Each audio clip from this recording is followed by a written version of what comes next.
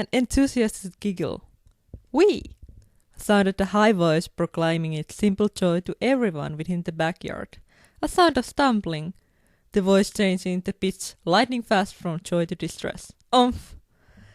Kenshin glanced up from his laundry chores, his experienced eyes immediately zeroing on to the playing 3-year-old toddler.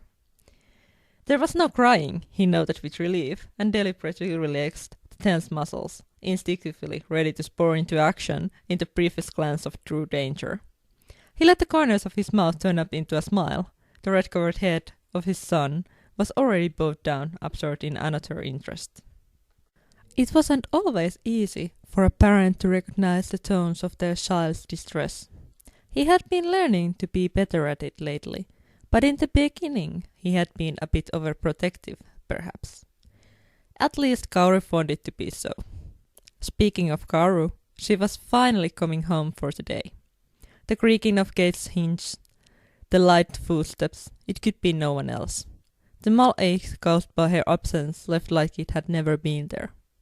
He pushed his hands back to the water and continued scrubbing the linens in the washtub. Better get this done so he could start on the dinner. She would be hungry after her trip to the city center. At times he couldn't believe he had this happiness. It was all thanks to her, Kaoru, his 5 of 4 years, who had in short order become the cornerstone of his life and the anchor of his sanity. She had given him so much: home, love, family, a life he had always wanted, but hadn't truly believed he could ever deserve. He frowned. Her footstep held a tinge of hesitation. That was unusual. She wasn't usually hesitant about anything. "Kenshin!" Her beautiful blue eyes were slightly tinged with worry. Surely there couldn't have been any bad news. "Is something wrong?" he asked, immediately aware of her mood and seeking to abase it. A loud exhale, and then she sat down next to him. "No, nothing actually. I guess I'm just making it out to be worse than it is by worrying too much.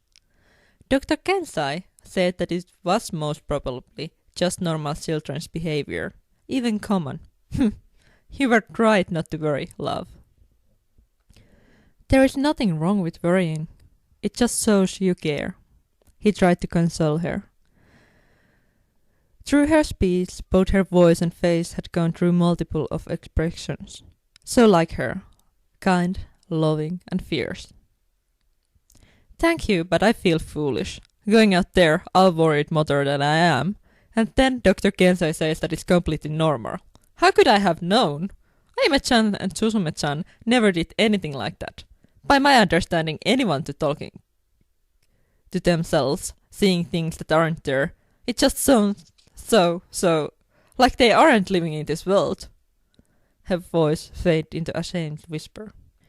She had been taking this harder than he had realized, and a flash of guilt struck him. "Those things that you speak of." The word insanity went without a mention. Putting it in harsh words wouldn't help her any. One has seen such people, and mostly it seems that they had seen or experienced something horrible to break them. Kenji has had everything he has wanted: love, family. It would be unlikely. Her brilliant blue eyes sparked in flame and she crowed. "I know that. Even Dr. Kensai told me that." And just like that, her annoyance wilted and she blushed, turning her face away.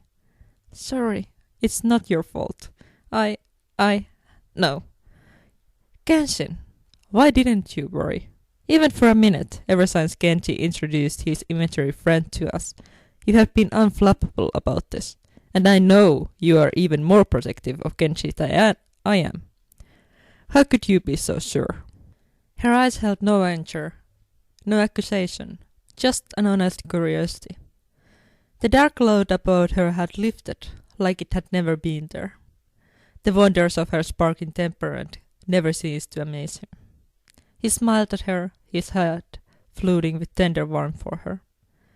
She truly was his heart and soul. Glancing at the playing child under the maple tree, he considered his answer. It wasn't that he hadn't thought the same horrible options through that Kauru had. But there had been a bone-deep certainty, old as he was, or nearly so, that whatever it was that his son was speaking to wasn't causing any harm. Seeing his child's happy, almost proud face had just cemented that feeling into a place. He took the linen out of the tub, wringing it out of excess water, thinking how to answer. I guess I never told you,